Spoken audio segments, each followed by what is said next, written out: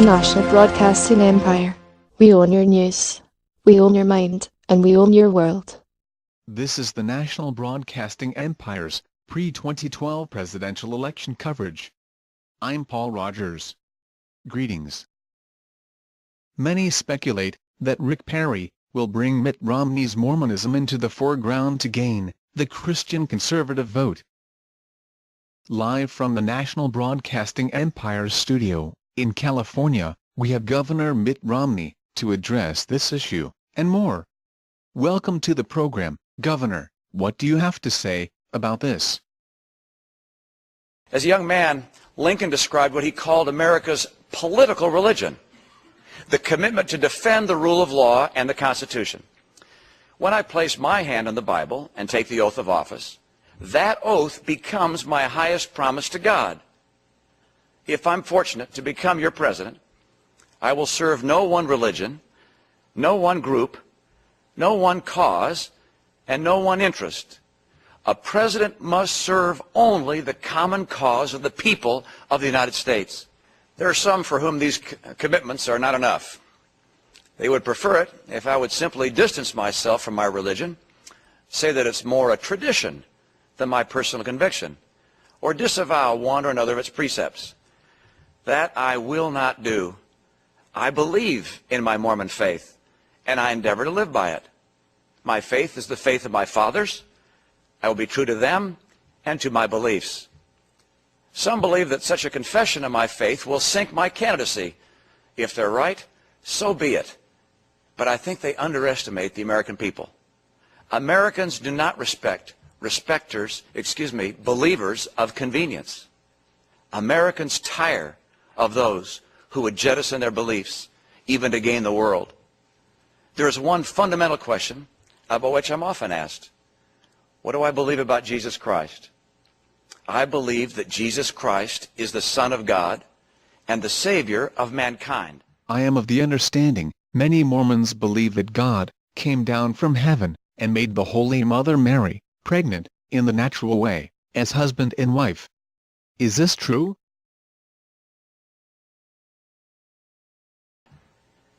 My church's beliefs about Christ may not all be the same as those of other faiths. Each religion has its own unique doctrines and history. These are not bases for criticism, but rather a test of our tolerance. Religious tolerance would be a shallow principle indeed if it were reserved only for faiths with which we agree. There are some who would have a presidential candidate describe and explain his church's distinctive doctrines. To do so would enable the very religious test the founders prohibited in the Constitution. No candidate should become the spokesman for his faith, for if he becomes president, he will need the prayers of the people of all faiths. I believe that every faith I've encountered draws its adherents closer to God. And in every faith I've come to know, there are features I wish were in my own. I love the profound ceremony of the Catholic Mass, the approachability of God in the prayers of the evangelicals, the tenderness of spirit among the Pentecostals, the confident independence of the Lutherans, the ancient traditions of the Jews, unchanged through the ages, and the commitment to frequent prayer of the Muslims. As I travel across the country and see our towns and cities, I'm always moved by the many houses of worship with their steeples all pointing to heaven, reminding us of the source of life's blessings. Many point to the bigoted history of the Mormon Church toward blacks in general as a reason not to vote for you. How do you, Governor Romney, see the Mormon Church's history toward blacks? I'm very proud of my faith, and it's the faith of my fathers, and I certainly believe that it is a faith, well, it's true, and I love my faith, and I'm not going to distance myself in any way from my faith. But you can see what I believed and what my family believed by looking at our lives. My dad marched with Martin Luther King. My mom was a tireless crusader for civil rights. You may recall that my dad walked out of the Republican convention in 1964 in San Francisco, in part because Barry Goldwater, in his speech, gave my dad the impression that he was someone who was going to be weak on civil rights. So my dad's reputation, my mom's, and my own has always been one of reaching out to people and not discriminating based upon race or anything else. And so those are my fundamental core beliefs. And I was anxious to see a change in my church. I can remember when I heard about the change being made. I was driving home from, I think it was law school, but I was driving home, going through the Fresh Pond Rotary in Cambridge, Massachusetts. I heard it on the radio, and I pulled over and literally wept. Even to this day, it's emotional. And so it's very deep and fundamental in my life and my most core beliefs that all people are children of God. My faith has always told me that. My faith has also always told me that in the eyes of God, every individual was merited the fullest degree of happiness in the hereafter.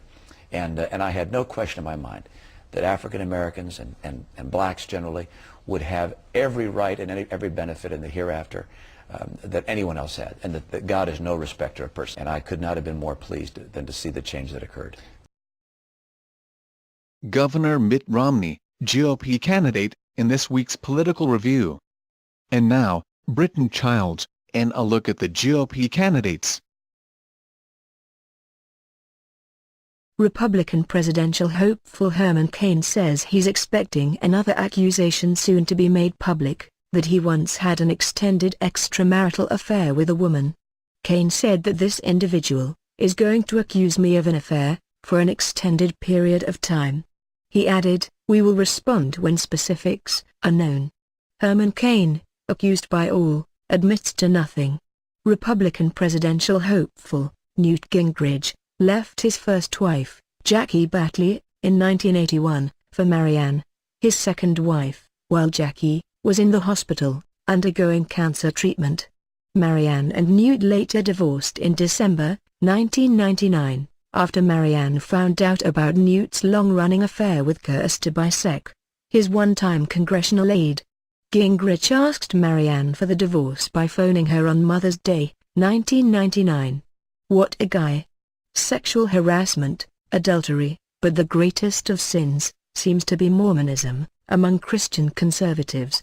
At least 20 representatives of several influential conservative groups in the state, including conservative Christian groups, such as the Family Leader, Iowa Faith and Freedom Coalition, and Iowa Right to Life, met in Des Moines, Monday to talk about ways to stop Mitt Romney from winning in Iowa.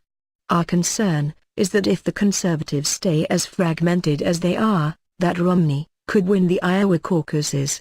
And if he wins the Iowa caucuses, he'll be the nominee," Family Leader head Bob Vanderplatz told CNN. Meanwhile, Sarah Palin supporters plan to run an Iowa ad urging her to rethink the 2012 race. Conservatives for Palin, a group that has long pushed the former Alaska governor to run for president, announced in a blog post it has raised enough cash to run a TV ad in Iowa, asking Palin to rethink her 2012 decision. The group hasn't disclosed exactly what the ad will say, but it has purchased airtime on a television station in Sioux City, a northwestern Iowa city, that is one of the most Republican areas of the state.